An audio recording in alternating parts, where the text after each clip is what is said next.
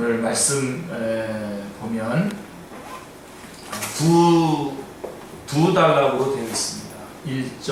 3장 9절부터 18절, 그 다음에 3장 19절, 20절 이렇게 두 단락으로 나누어져 있는데, 먼저 우리 3장 9절부터 18절 말씀을 먼저 보도록 하겠습니다. 제가 다시 한번 읽어드릴게요.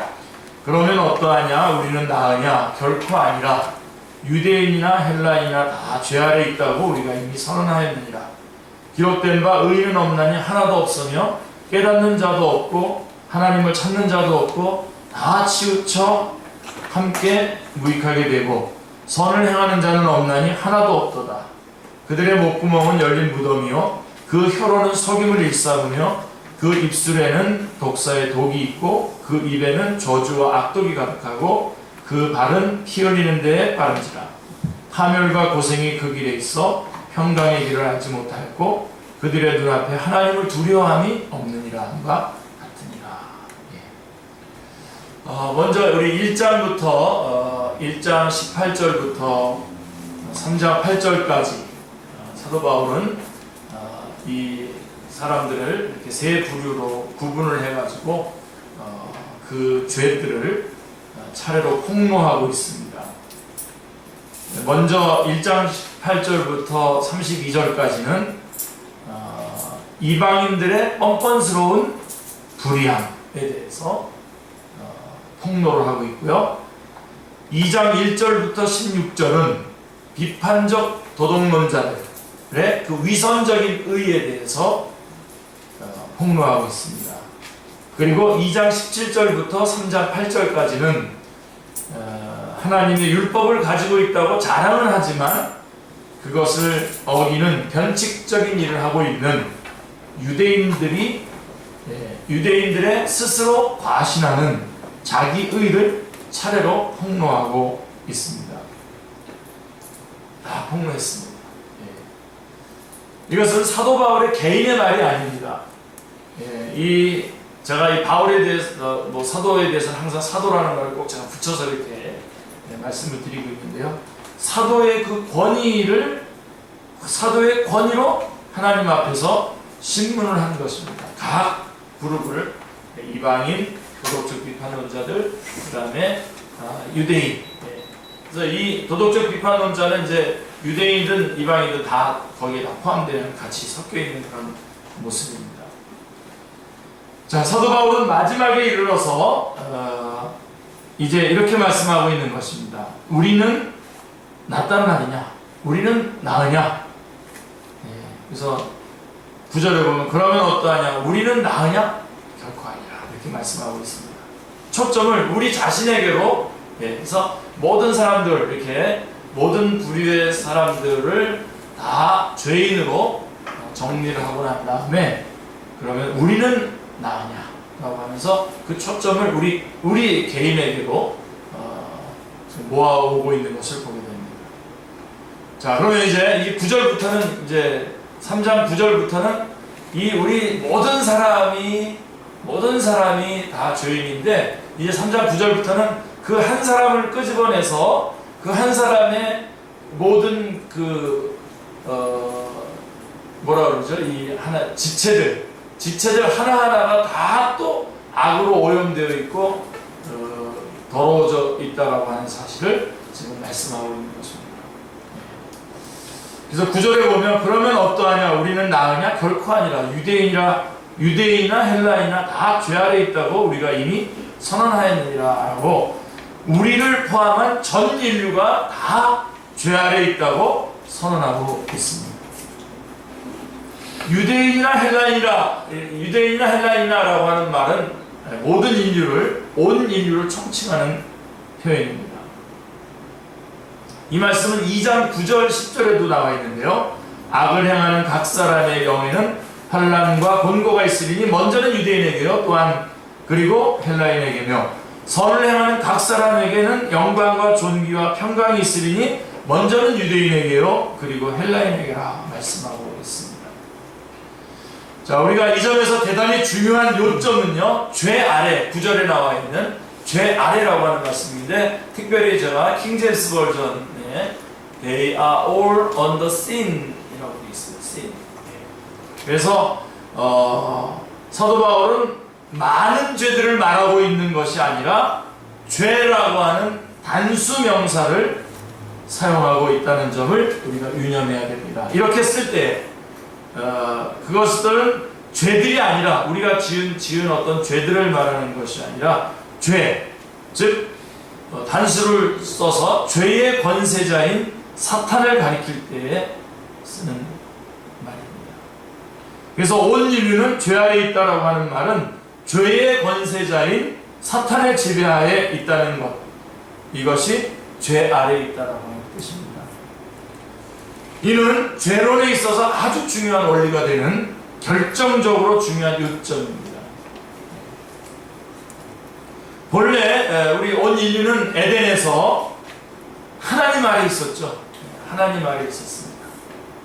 그러나 하나님의 말씀을 거역하고 마귀의 말을 추종함으로써 어떻게 됐죠? 죄 아래 있게 된 것입니다. 하나님 아래 있었던 자들이 마귀의 말을 추종함으로써 하나님 말씀을 거역함으로써 죄 아래 있게 된 것입니다. 자, 로마서에는 죄 아래만 있는 것이 아닙니다. 6장 14절에 가보면은 은혜 아래 죄가 너희를 주장하지 못하니 이는 너희가 법 아래 있지 않냐고 은혜 아래 있음이라 라고 하는 은혜 아래라고 하는 말씀도 있습니다. 자, 그러니까 죄 아래 있다는 점을 만약에 우리가 모르게 된다면, 우리가 죄 아래 있었던 것을 모르게 된다면 은혜 아래 있다라고 하는 그 은혜도 모르게 되는 거죠. 그래서 우리가 죄 아래 있었다라고 하는 것을 먼저 확실하게 붙잡을 수 있어야 됩니다. 로마서에는 4번의 아래가 나옵니다. 4번의 아래가 나오는데요. 첫 번째가 율법 아래. 오늘 3장 19절 말씀에 보면 율법 아래라고 나옵니다. 자, 하나님께서 율법을 통해서 보신다면 어떻게 되겠습니까? 다 죄인이죠. 그래서 9절에 둘째는 죄 아래가 나옵니다. 다 죄인이 되는 거죠. 율법 아래 있는 자들은 다 죄 아래 있는 것입니다. 그래서 세 번째로는 어디로 가냐면 19절에 다시 가보면 심판 아래 있게 되는 것이죠.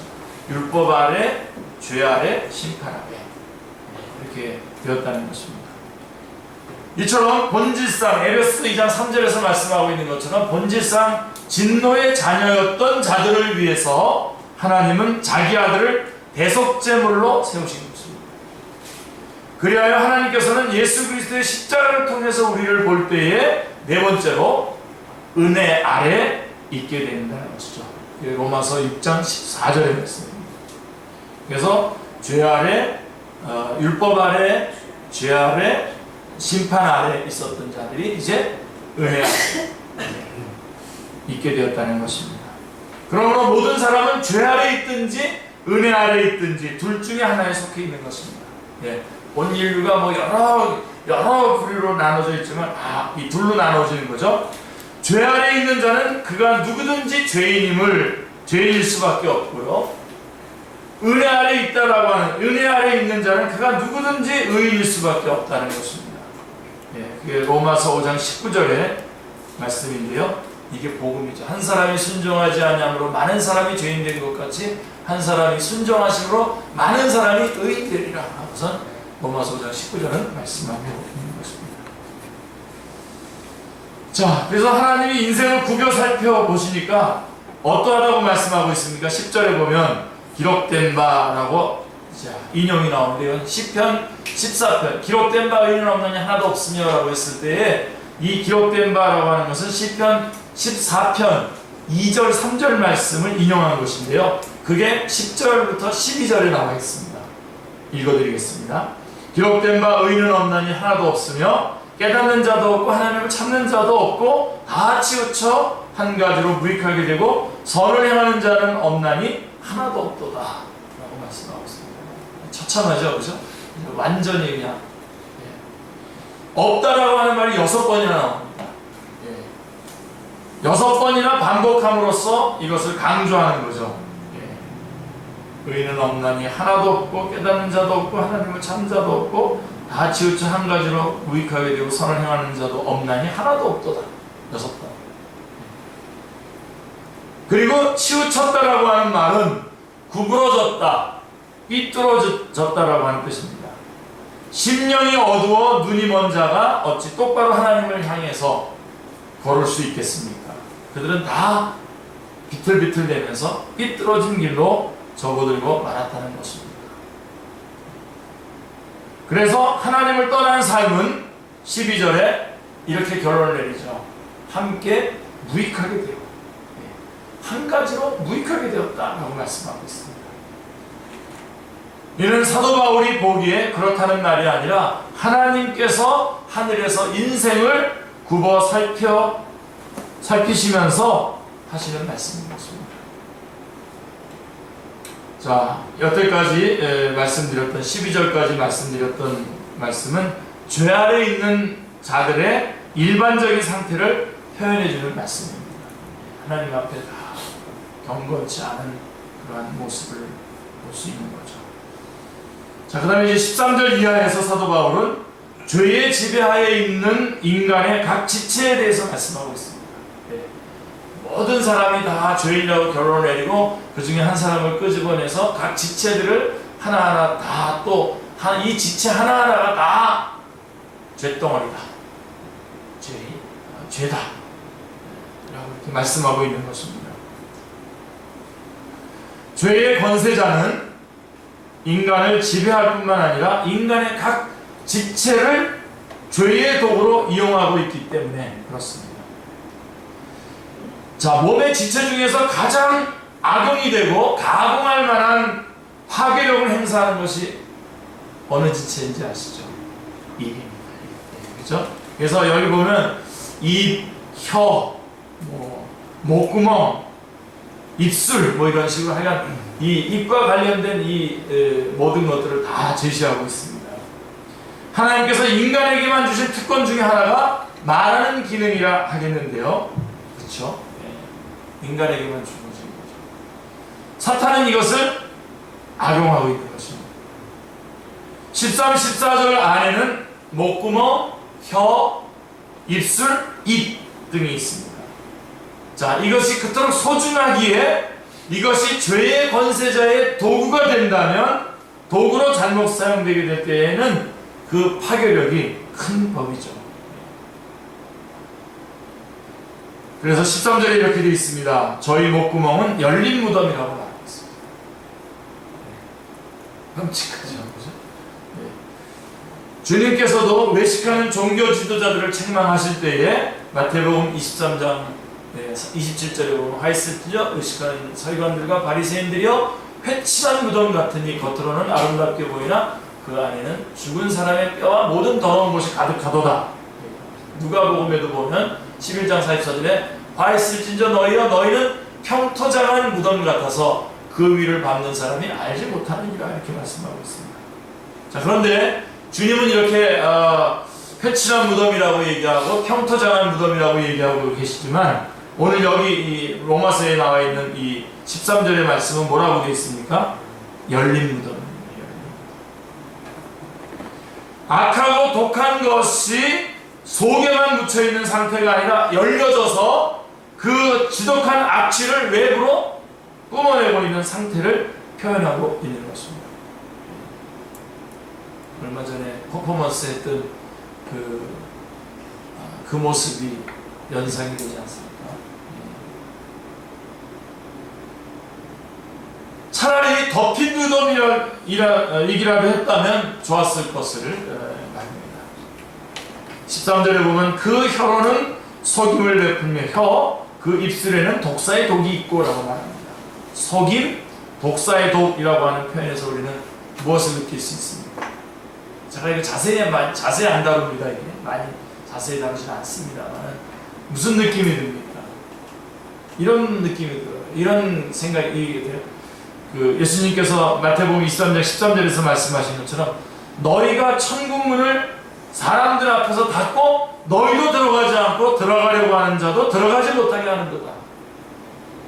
바로 이게 바로 그 혀로는 속임을 베풀고 그 입술에는 독사의 독이 있고 라고 하는 말씀을 읽을 때 연결되는 말씀입니다. 거짓 지도자들은 목구멍, 혀, 입술, 입 등으로 천국문을 닫아버리고 수많은 영혼들을 지옥으로 떨어지게 하였던 것입니다. 지금 우리가 거론하는 그 많은 이단들 뿐만 아니라 마치 하나님 없이도 인간이 괜찮은 존재인 것처럼 떠들어대고 있는 그런 지도자들이 얼마나 많습니까? 그래서 여러분 그 가만 보니까 우리 그리스도인들 가운데서도 이렇게 생각하는 것 같아요. 불교는 좋은 종교 중에 두 번째 종교, 이렇게 생각하는 사람들 많은데 여러분 거짓 영입니다. 하나님에 대해서 거짓을 얘기하고 있잖아요. 우리가 하나님이 된다는 거 아닙니까? 그런 이런 아주 그 방송을 아주 대놓고선 그렇게 떠들고 있죠. 그 혀로는 속임을 베풀며 그 입술에는 독사의 독이 있다라고 하는 말씀입니다. 그 말씀입니다.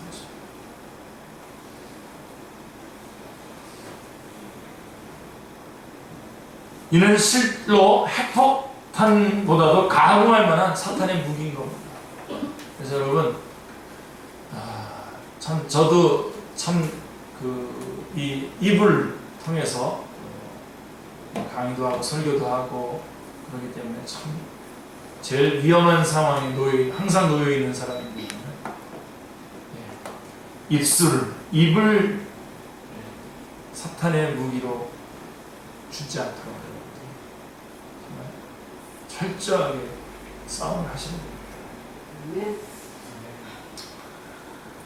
15절부터 17절에서는 발에 대한 얘기예요. 발과 행하는 길에 대해서 말씀하고 있는데요. 발이라고 하는 것은 움직임을 나타내는 말이죠. 그 입에 저주와 악독이 가득한 그가 가만히 머물러 있는 것이 아니라 먹이를 사냥하려는 사자처럼 그 발은 피 흘리는데 빠른지라 라고 말씀하고 있습니다.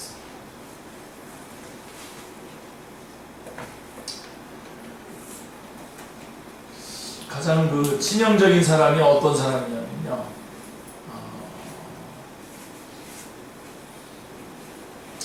본인이 무식하다고 그러시는 분이잖아요.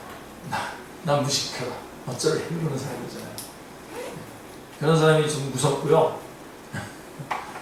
더 무서운 사람은 그런 사람이 부지런해요. 그럼 진짜 무서운 겁니다.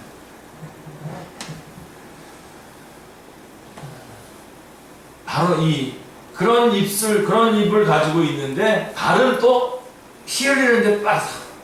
그냥 여기저기 돌아다니면서 막 들쑤시면서 막 독을 품어내고 있는.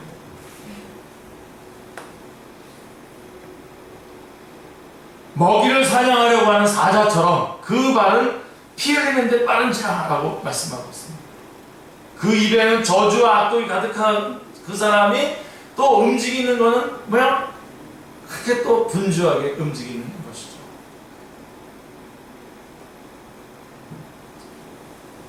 그 발이 이르는 곳마다 피 흘림이 있다는 것입니다. 여기서 사도 바울은 두 가지 길을 제시하고 있습니다. 하나는 파멸과 고생의 길, 16절. 다른 하나는 16절, 그 다음에 16절은 파멸과 고생의 길이 있다고 말씀하고 있고 17절은 평강의 길을 알지 못하였고, 그래서 평강의 길, 이렇게 두 가지 길을 제시하고 있습니다. 그러나 모든 인생은 평강의 길을 외면한 채 파멸과 고생의 길로 달려가고 있다는 것입니다. 마지막으로 사도 바울은, 자, 여러분들이 이 말씀은 좀 기억해 두셔야 됩니다. 이 모든 것들을 다 종합해가지고 마지막 최종적인 결론이 뭐냐면, 사실 18절이 먼저 결론이에요. 1장 18절부터 3장 18절까지가 죄론인데, 죄론의 결론이 뭐냐면 18절입니다. 저희 눈앞에 하나님을 두려워함이 없느니라. 이게 모든 죄악의 근본 원인이 뭐냐? 저희 눈앞에 하나님을 두려워함이 없느니라 라고 말씀하고 있습니다. 이 부분에서 이 부분도 우리가 우리의 거룩, 우리들의 경건 생활, 제자의 길을 갈 때에 아주 중요한 부분입니다. 하나님을 두려워할 수 있습니다. 이 하나님을 두려워하지 않는 것이 모든 죄악의 근본 원인인데요. 그러면 하나님도 안 두려워할 정도로 괜찮은 거네, 뭐 좀 센 거네 이렇게 생각하실지 모르겠지만 하나님을 두려워하지 않으니까 다른 것들을 두려워해요. 그래서 여러분 우리는 하나님만 두려워해요. 두려워하려면 하나님만 두려워해요. 하나님을 두려워하는 사람은 다른 거에 대해서 두려워하지 않습니다. 돈 두려워하지 않습니다. 사람 두려워하지 않습니다. 근데 보면 하나님을 두려워하지 않기 때문에 그런 것들, 제가 지금 말했던 것들, 뭐 일일이 제가 제 삶의 그 환경이 이렇게 뭐 다양한 것을 접하는 그런 게 아니기 때문에 용어가 별로 없습니다만은 어쨌든 돈이라든가 사람과의 관계라든가 이런 거에서 두려워요. 벌벌벌벌 떠는 그게 바로 그래서 여러분 우리는 하나님을 두려워해야 되고 거꾸로 나머지는 두려워하지 않아야 됩니다. 근데 근본 모습이 뭐냐? 하나님을 두려움이 없느니라. 그래서 11절에서 하나님을 찾는 자도 없고라고 했는데 마지막 18절에 가서는 하나님을 두려움이 없느니라 라고 끝맺고 있는 것을 보게 됩니다. 인간의 궁극적인 죄는 하나님 두려운 줄을 모르는데 그 원인이 있다는 것으로 귀결이 됩니다. 그래서 항상 우리의 모든 결정, 하나님의 뜻이 뭐냐? 하나님을 두려워하는 가운데 결정하는 것이 하나님의 뜻입니다. 딱 붙잡으세요. 하나님 앞에서 하나님을 두려워하면서 결정하는 것. 그게 하나님의 뜻입니다. 복잡하지 않습니다.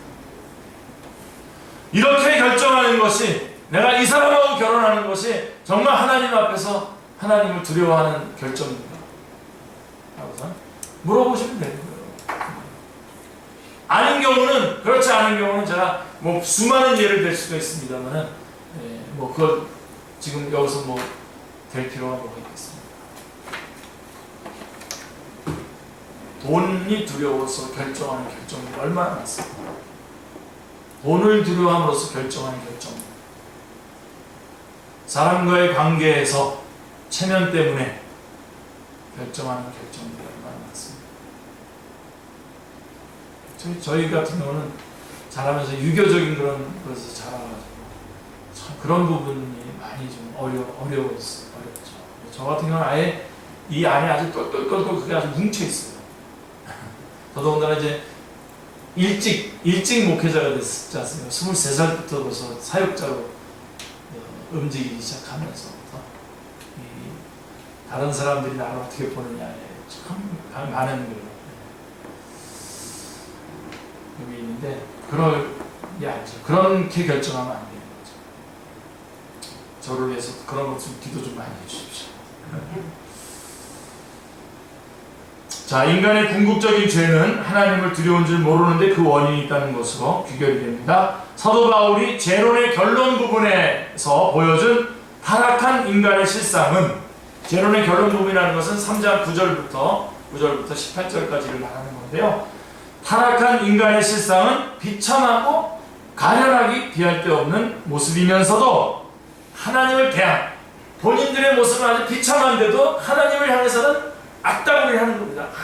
그냥 대항하고 있는 악독이 가득한 모습입니다. 제가 이 표현 잘 되는지 모르겠어요. 이 표현을 여러분들이 보면서 정말 우리 인간의 모습이 그런 모습입니다. 막 정말 뭐 우리 지난번에 그 아프간에서 우리 순교하는 일이 있고 그랬었지 않습니까? 그랬을 때 그 사람들이 기독교라고 하면서 자기도 예수 믿는 사람이라고 말하면서, 그러면서 기독교는 기독교라고 하면서 그 악다구리하는 그 모습을 보면서요, 저는 그때 저는 완전히 제 삶이 완전히 전환이 일어났어요. 그때 제가 매일 교회에 내려가서, 그때 지하에 있었는데 교회가 지하에 내려가서 정말 무릎을 꿇고 그 사람들이 하나도 안 다치고 돌아올 것을 계속 기도해서 아주 간절히 기도했던 기억이 나요. 간절히 기도했던 기억. 눈물로 간절히 기도했던 기억. 그때 제가 그러면서 그들이 이것을 이렇게 평가하고 이렇게 하나님을 향해서 모독을 하는 것들을 보면서 그게 다 죄 아래 있도다 라고 하는 실상입니다. 다 죄 아래 있도다 라고 하는 것이 그냥 여러분 그냥 평범하게 그냥 뭐 죄인으로 구분돼서 이렇게 그냥 죄인 그러고선 붙이고 그냥 이렇게 서 있는 거, 그런 게 죄인이 아니라 어떤 거냐면 가련하고 처참하고 비참한 모습이면서도 하나님에 대해서 악다구리로 악을 품고서 덤비는 그 모습이 바로 죄 아래 있는 모습이라고 하는 것입니다. 여러분 구원해내야 되지 않겠습니까?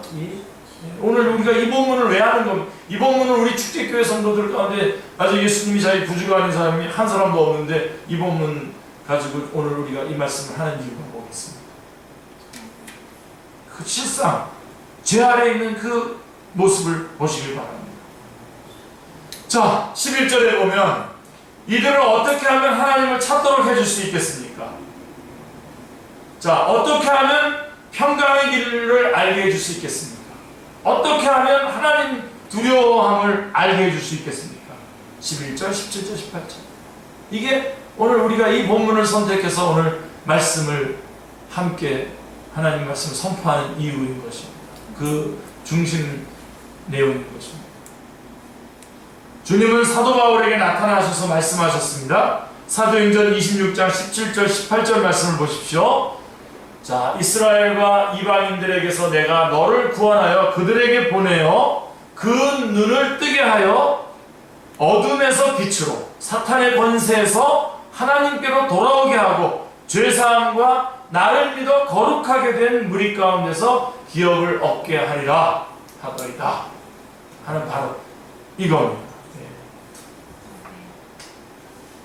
그래서 그들을 그 눈을 뜨게 하여 어둠에서 빛으로 사탄의 권세에서 하나님께로 돌아오게 하고 죄사함과 나를 믿어 거룩하게 된 무리 가운데서 기업을 얻게 하는 그런 사람들, 처참하고 가련한데도 하나님을 향해서 악다구리하고 있는 그들을 구원해서 하나님 앞에서 기업을 받는 자가 되게 하도록 바울을 불렀다는 겁니다.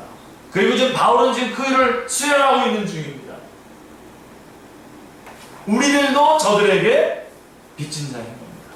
아멘입니까? 저들에게 빚진 자입니다. 가까이 있는 우리 주변에 그리고 열방의 땅끝에까지. 그게 그 3장 9절부터 18절까지를 다 읽고 난 다음에 이 모든 사람이 죄인이지만 또 한 사람을 끄집어내서 보더라도 모든 지체가 다 죄의 덩어리구나. 그래서 참 가련하고 비참함에도 불구하고 하나님을 향해서 두려워하지 않고 악다구리를 하는구나 라고 하는 것을 보면서 우리가 내려야 되는 그 부분의 결론이 뭐냐면 이들을 어떻게 평강의 길로 인도할 것인가. 우리는 그것을 위해서 불림을 받았다라고 하는 것을 확인해야 되는 것입니다. 그리고 19절로 20절로 가보시면 우리가 알거니와 무릇 율법이 말하는 바는 율법 아래 있는 자들에게 말하는 것이니 이는 모든 입을 막고 온 세상으로 하나님의 심판 아래 있게 하려 함이라. 그러므로 율법의 행위로 그의 앞에 의롭다 하심을 얻을 육체가 없나니 율법으로는 죄를 깨달음이라. 23장 19절 20절입니다. 아주 유명한 정말 그야말로 죄론의 결론 부분입니다. 3장 19절 20절 로마서 3장 19절 20절은 21절이 중요한 만큼 중요합니다. 21절부터 3장 21절부터 말씀할 이 복음에 대한 서론이 바로 19절 20절 말씀인 것입니다. 죄론에서 복음으로 넘어오는 교량 역할을 해주고 있습니다. 19절 20절. 그래서 제가 오늘 주보에다가 이 제목을 어떻게 잡았냐면 죄, 율법, 복음 이렇게 정했습니다. 설교에서 제목 정하는 그 방법으로는 적절하지 못한 방법이지만 이렇게 해놓은 이유가 바로 19절, 20절 말씀이 바로 그런 교량 역할을 하는 그런 말씀이기 때문에 그렇게 잡은 것입니다. 자, 죄론의 결론이 뭐라고요? 1장 18절에 사도 바울은 1장 18절로부터 시작해서 지금까지 죄론을 말씀했습니다. 그것은 복음을 말해주기 위한 거죠. 죄를 말해주기 위한 것이 아니라 복음을 말해주기 위해서 죄를 말하고 있는 것입니다. 그것은 마치 치료를 하기 위해서 진찰부터 하는 것과 같습니다. 그런데 19절 말씀을 보면 의사 앞에 서 있는 환자의 모습이 아니라 재판석에 끌려 나온 어느 피고인을 연상하게 합니다. 자, 이 사람 앞에서 이제 이 피고인 앞에서 자, 이 사람 그래서 이 사람이 앞에서 말한 이방인이든 아니면 비판적 도덕론자든 아니면 유대인이든 상관이 없습니다. 자, 그에 대한 논거가 시작되고 있는 것을 보게 됩니다. 자, 그래가지고 어떻게 논거가 됐냐면요, 이렇게 돼 있어요. 1장 18절부터 32절까지는 이제 저 말씀 이제 결론을 나가기 전에 제가 먼저 말씀을 좀 드려드린다면 1장 18절부터 1장 32절까지는 이방인들이 알 수 있었던 하나님. 그리고 두 번째가 뭐냐면 그런데 거기에 합당하게 반응하지 않은 이방인. 그래서 그러므로 이방인은 죄인. 그게 1장 18절부터 32절까지의 말씀이고 2장 1절부터 16절은 또 뭐냐면 비판적 도덕론자들이 알고 있었던 하나님, 알 수 있는 하나님. 그런데 그들이 알고 있는 것에 합당하게 반응하지 않았어요. 그래서 그들도 죄인입니다. 그 다음에 2장 17절부터 3장 8절까지는 유대인들이 알 수 있었던 하나님. 그러나 거기에 합당하게 반응하지 않은 유대인.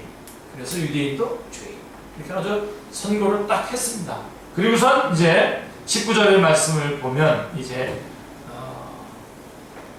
결론을 내리는 거죠. 우리가 알거니와 율법이 말하는 바는 19절에 말씀하고 있습니다. 우리가 알거니와 무릇 율법이 말하는 바는 율법이 말을 하고 있다고 말씀하고 있습니다. 아까는 죄에 대해서 죄를 의인화했는데 그게 이제 사탄이죠. 네, 율법이 말을 하고 있다고 말합니다. 율법은 마치 논구하는 검사와도 같습니다. 그의 죄상을 낱낱이 진술한 후에 법조문에 의해서 추상 같은 구형을 합니다. 재판장은 피고에게 묻습니다. 그대는 할 말이 있는가? 이에 대해서 성경은 뭐라고 말씀하고 있습니까? 19절에 모든 입을 막고 모든 입을 막고 모든 입을 막고 즉 유구무원 입은 있는데 할 말이 없습니다. 이방인이든 도덕론자든 유대인이든 모든 입이 그 앞에서는 열리지 못하고 있습니다. 변명의 여지가 없다는 것입니다. 성경 다른 곳에는 그대는 어찌하여 예복을 입지 않고 왔느냐라고 하는 질문에 기억나시죠? 질문했을 때 그 사람이 예복을 입고 들어오지 않은 그 사람에 대해서 뭐라고 얘기하고 유구무원이원을 유구무원이원을 아무 말도 못하고 전에 성경은 유구무원이원을 이렇게 되어 있는데 이제 개혁 개정에서는 이제 아무 말도 못하고 그는 고개를 숙인 채 아무 말도 못하고 선고만을 기다리고 있습니다. 이것이 하나님의 심판 아래 있게 하려 함이라 라고 하는 19절의 뜻인 것입니다.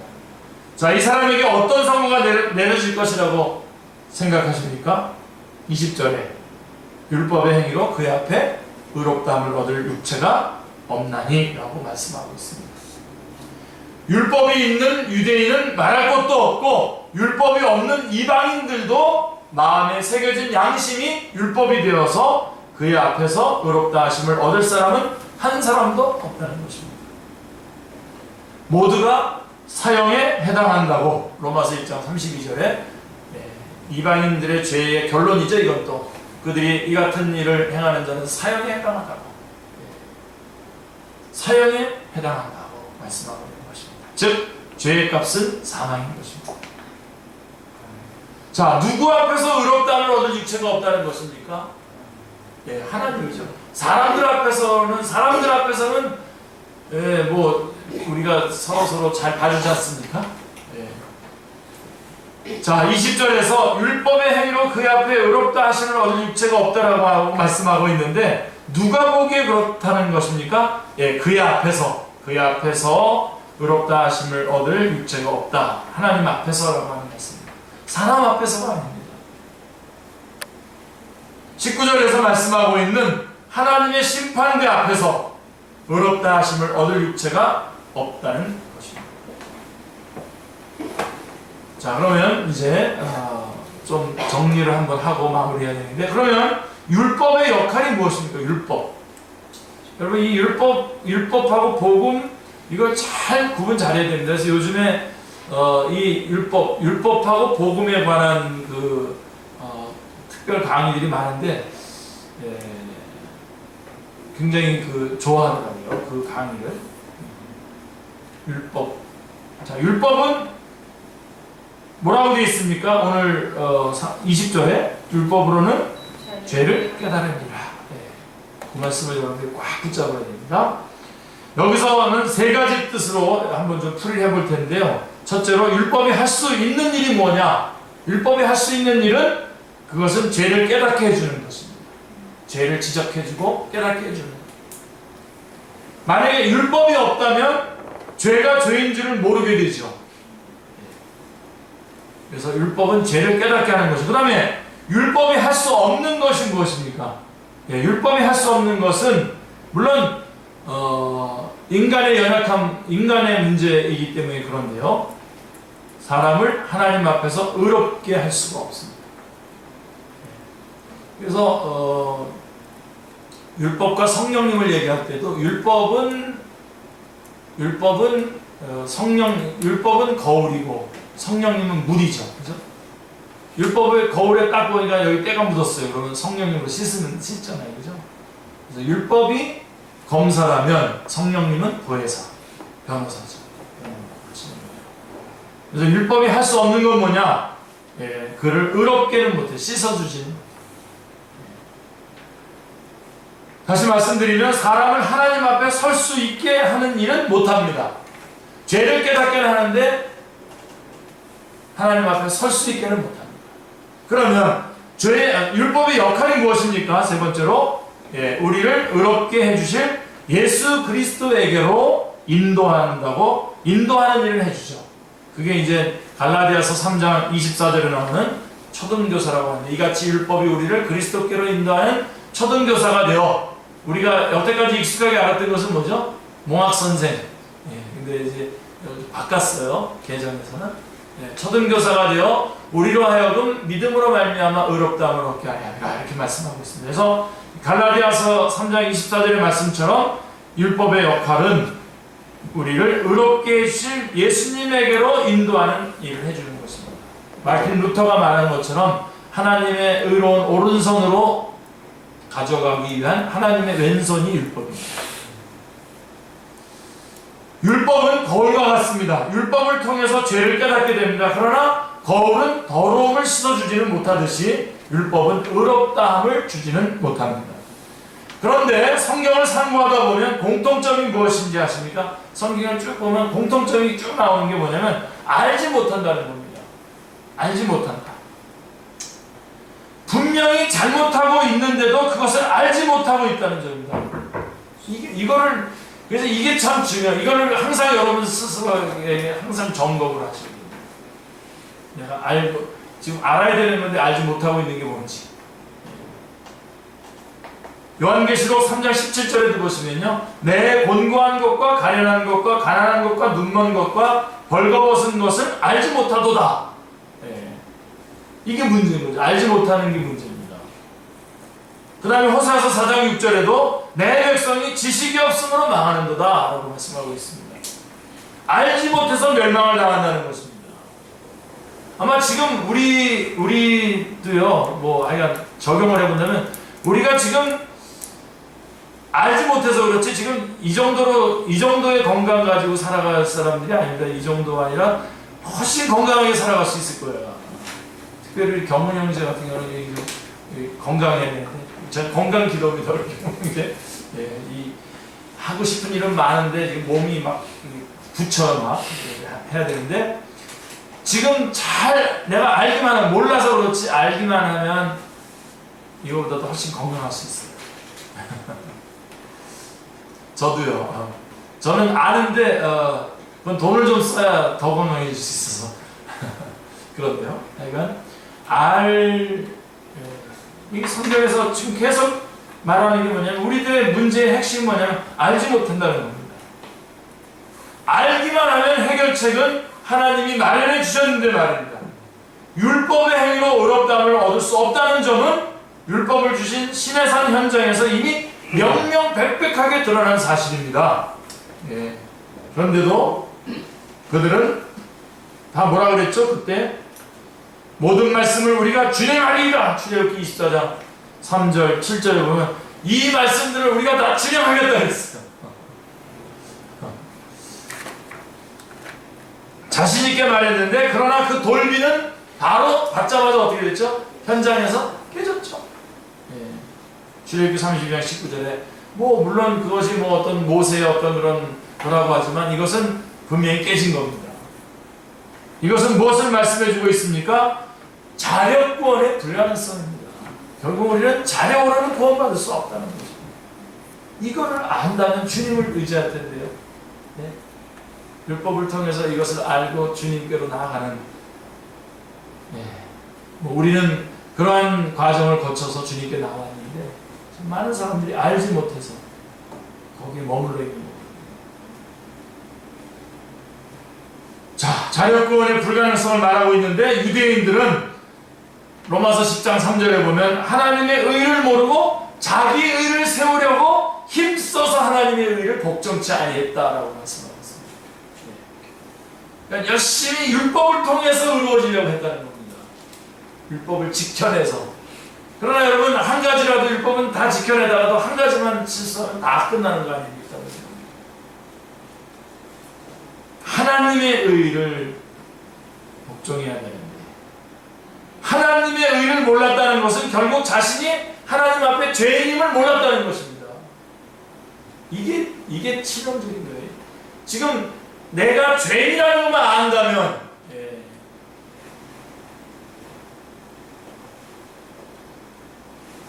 구약 성경이 어찌해서 그렇게 분량이 많죠? 물론 다른 경전보다도 우리 성경이 더 어떤 경전 같은 경우는 더 많기도 하지만 굉장히 양이 많죠. 구약 성경의 핵심 내용이 한마디로 핵심 내용이 뭡니까? 그렇게 많은 내용을 가지고 우리에게 다양한 방법으로 다양한 상황으로 말을 해주려고 하는 그 이유가 뭡니까? 왜 이렇게 긴 분량으로 이렇게 말씀하고 있는 것입니까? 두 가지를 깨닫게 하기 위해서인데요. 첫째는 나를 증거함이라고 하신 예수 그리스도를 깨닫게 하기 위함이고요. 그 다음에 지금 제가 이 말을 거론한 이유는 두 번째입니다. 율법으로는 죄를 깨달음이라고 한 죄를 깨닫게 하기 위한 것입니다. 그 많은 내용들을 보면서 죄인이구나. 주님이 필요하구나. 인간은 주님이 필요하구나. 이 두 가지, 예수 그리스도를 깨닫고 죄를 깨닫는 것만 한다면 우리는 구원에 이를 수 있기 때문입니다. 예수 그리스도께서 누구시며 왜 오셨는지, 내가 죄인인 것을 알 때 그 예수님을 의지하고 예수님을 믿고 구원받지 않겠습니다. 그런데도 깨닫지 못하고 있다면 성경이 분량이 너무 적기 때문이란 말입니까? 그러므로 율법의 한계는 어디까지냐면요, 로마서 7장 24절까지입니다. 율법은 로마서 7장 24절까지가 나 한계입니다. 오라 나는 곤고한 사람이로다. 이 사망의 몸에서 누가 나를 건지리라. 누가 나를 건지리라. 누가 하고 구원자 예수 그리스도를 찾게 하는 데까지가 율법에, 누가 나를 건져내랴 라고 하는 자리까지 우리를 인도해주는 율법의 한계는 것까지. 구원은 못해줘요. 누가 나를 하고 비명을 지를 때에 주님은 구원의 손을 뻗으시는 것입니다. 할렐루야. 네. 이제까지의 죄로를 통해서 자신이 하나님 앞에 죄인임을 철저하게 여러분들 깨달으셨습니까? 네. 사도 바울은 인간의 연약과 전적 무능에 대해서 7장에서 더욱 철저하게 파헤칠 것입니다. 율법의 속박을 받아보지 못한 사람은 진리가 자유케 하심을 모릅니다. 율법의 정죄를 받아보지 못한 사람은 의롭다 하심의 감격을 모릅니다. 율법으로 인하여 만신창이가 되어보지 못한 사람은 치료의 광선을 바라는 복음의 기쁨을 모릅니다. 그래서 예수 그리스도가 오시기 전에 율법을 먼저 주셨습니다. 복음을 전하기에 앞서서 죄로를 먼저 말씀하고 있는 것입니다. 자, 하나님의 심판대 앞에서 사형 선고를 받으시겠습니까? 아니면 예수 그리스도를 믿고 하나님의 의를 받으시겠습니까? 예, 이것이 바로 죄론과 복음의 연결고리입니다. 그래서 이렇게 결론을 내려놓고 3장 21절에서 그러나 이제는 율법 외에 하나님의 한 의가 나타났으니 율법과 선지자들에게 증거를 받을 것이다. 이 예수를 믿음으로 모든 믿는 자에게 미치는 하나님의 의는 차례입니다.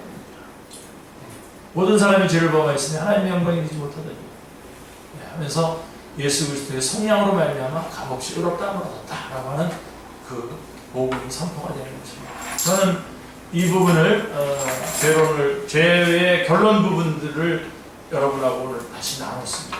이유가 뭡니까?